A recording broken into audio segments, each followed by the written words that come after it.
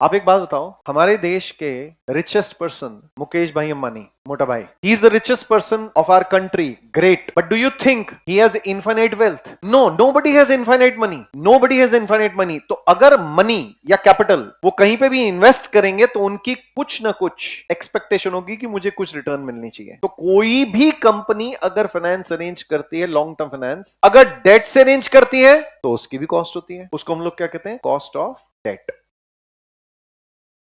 Short में हम लोग इसको केडी कह देते हैं, इफेक्टिव कॉस्ट ऑफ डेट। दूसरा नंबर, प्रेफरेंशियस से अगर फंड्स अरेंज करती है तो इसकी कॉस्ट जो होती है उसे कहते हैं कॉस्ट ऑफ प्रेफरेंशियस।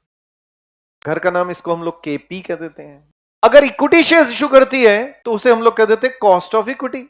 मैंने जब इंट्रोडक्शन का चैप्टर डिस्कशन किया था तो उस टाइम पे मैंने आपसे सवाल पूछे थे, मैं रिपीट करूंगा वो question. Company raise debt finance, ध्यान से सुनना, ट्रू और फॉल्स बोलना आपने। दो ऑप्शन है, 50% करेक्ट होने का चांस है, 50% गलत होने का चांस है। When a company raise debt finance it incurs cost of debt, true और false? Raise your hand, true वाले कितने हैं? Good, super majority. तो ट्रू और फॉल्स में the answer is true.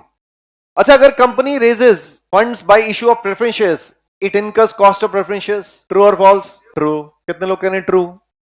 Okay, last, when a company raises funds by issue of equity shares, there is no fixed obligation. There is no fixed obligation of the company towards the equity shareholders. True or false?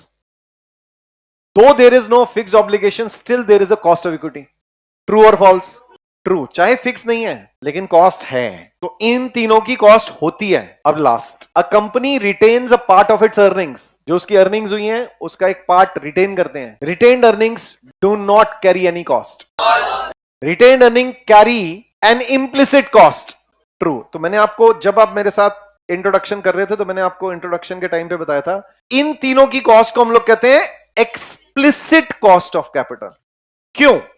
क्योंकि date holders से पैसा आता, उनको ब्याज, उनको principal repayment अगर हो रही है, जाता दिखता है। प्रेफरेंस शेयर होल्डर से पैसा आता, उनको डिविडेंड एज वेल एज उनकी रिडम्पशन वैल्यू जाता दिखता है। इक्विटी शेयर होल्डर से पैसा आता और उनको डिविडेंड एक्सेट्रा जाता दिखता है। तो एक्सप्लिसिट कॉस्ट ऑफ कैपिटल होती है इनकी। लेकिन इसकी जो कॉस्ट होती है उसे हम लोग क्या कहते हैं? इम्प्लिसिट कॉस्ट या इंप्लाइड कॉस्ट, या आप उसे opportunity cost of equity shareholders भी कह सकते हैं। तो implicit cost of capital.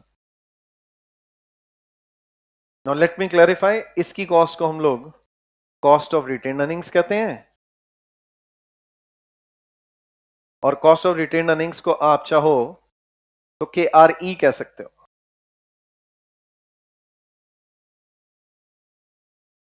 KRE